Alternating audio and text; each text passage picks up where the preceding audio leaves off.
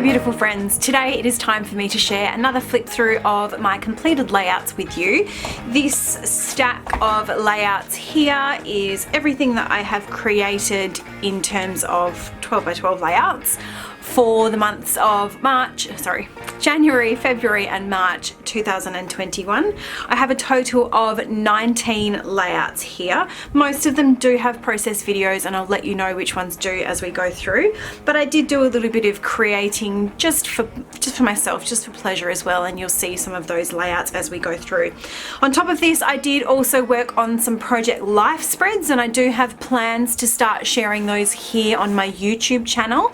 If that's something that you are interested in, I would love for you to go ahead and leave me a comment below and let me know what it is that you'd like to see for Project Life. Do you want to see a flip through, or are you more interested in seeing process videos?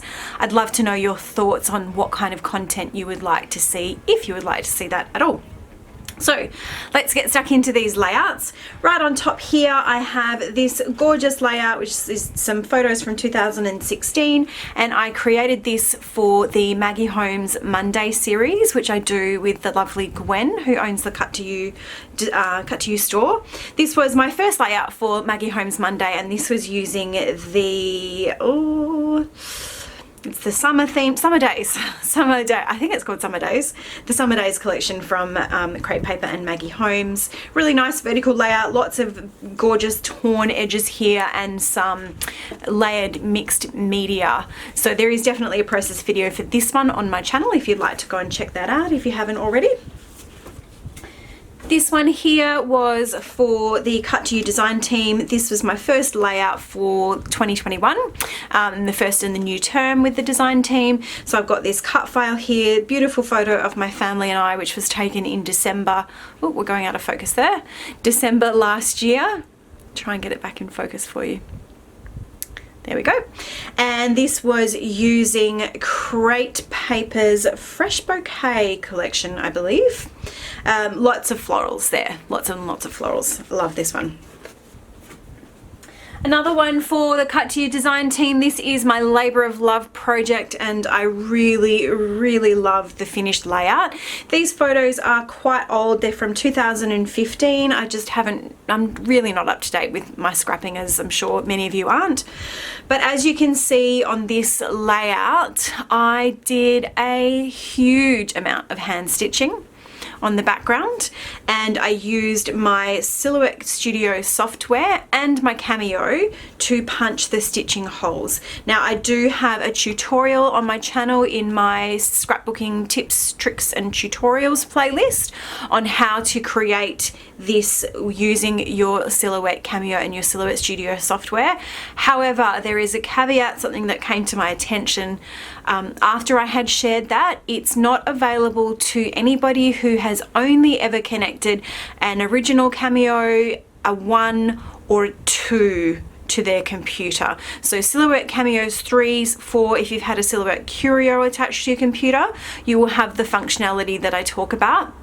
But if you've never plugged one of those machines into your computer, unfortunately that option is going to be grayed out, and I did try and find a workaround for it, but I couldn't. So it is there, the tutorial is there if that's something that you want to see, but just bear in mind if you do have an older Silhouette Cameo, it may not be something that you can do with your software. But another beautiful, this is using the Uniquely Creative Gums and Roses collection, which is just absolutely gorgeous. Some really beautiful soft florals and lots of pinks, which of course I love.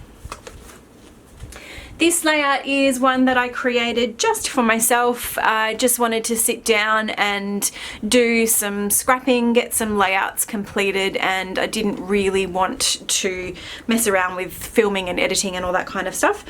So this is a really clean and simple layout. I've got some hidden journaling tucked in behind here, which is just talking about how I was looking forward to 2021, and I'm using some cut files from Cut to You, which were released in January celebrating the new year, and a Felicity Jane collection. So really clean, really simple layout, but I like to include some of these in my albums just so that there is some interest, some visual interest as you're flipping through.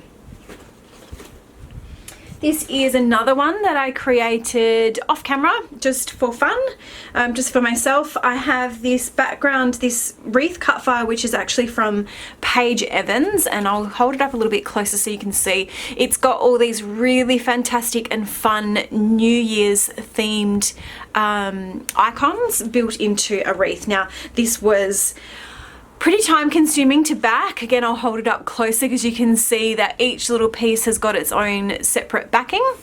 But again, I really love the way that it turned out. It's such a cool cut file, and I really like this layout. Again, another one that I created just for fun off camera. Now, this is using a Kit to You product from the Cut to You store. If you're not familiar with Kit to You, I will link you to a video where I talk through the process. So I can't remember what this cut file is called. I'll leave a link in my description box below if you're interested in purchasing it. But I did follow the kit instructions. Sorry about the glare there. I did follow the kit instructions to create this layout, and I used some Felicity Jane products, and all in all, it was a really quick and easy way to get a photo documented. And as you can see, it's really gorgeous. Sorry, that's a very loud car that goes past my house on a regular basis, so you would have heard that just then. Yeah, so really love that one. This is another layout that I created for Maggie Holmes Monday, so there is a process video for this on my channel. I'm using some older collections. I believe this was the confetti collection, and I don't have a lot of ephemera pieces or embellishments for these older collections. I've got the paper pads, which I purchased on sale at Spotlight, which is a local big box store near where I live. But I don't have a lot of embellishments, so I've actually purchased digital embellishments from the AC Digital store, and that's what I've used here. I've used my Silhouette Cameo and my software to do some print and cuts of some of these floral pieces that you see in here. These ones I think were hand cut, but some of these pieces here I actually did as a print and cut. So yeah, there is a process video for that one. And another one for the Cut to You design team. This was featuring the Fab Foils product, which is from Spiegelmum Scraps. And I created these beautiful butterflies flying out from my photo, my gorgeous photo of my gorgeous daughter. And there is definitely a process video for this one. Another one for Maggie Holmes Monday. This is using the Marigold collection. Lots and lots of paper layers on this one, as you can see. In terms of design, it is quite simple, but I really went to town with layering up all those different pattern papers. And something that to note, I guess, is I'd say probably a year or two ago, something like this would have been really challenging for me. Though I had a really hard time coordinating papers. And even when I had a collection where I knew that the work was done for me, I really struggled to put mixed designs, mixed colors on my layouts. So my layouts tended to be monochromatic, they tended to be quite thematic. So something like this, where I've got blue florals, black and white hearts, some pink checks, buffalo, black and white, that combination would have been something that was really challenging for me about a year or two ago. But it just goes to show that the more you do these kind of things, the more you flex your creative muscles, the more you push yourself outside of your comfort zone, the easier it gets to do things like this. So I really love this layout, and I really love the way that the papers come together. So I'm super happy that this is something that I have practiced over time and that I have got better at doing. Next step is going to be building my own coordinating pattern papers, but we'll stick with walking before we start running. There is a process video for this one. This was a layout that I created for the Great Southern YouTubers scrapbooking hop, and we had a beautiful mood board that the lovely Essie created for us, and I put together this layout using a cut file which was from scrapbook.com and the Daydream collection from Coco Vanilla Studio. really love this one. This is another one for the Cut to You design team. I do have a process video for this. This one's quite recent, and I was challenged to use a black cut file, which is something that I have done from time to time, but it's not always the first thing that I think of.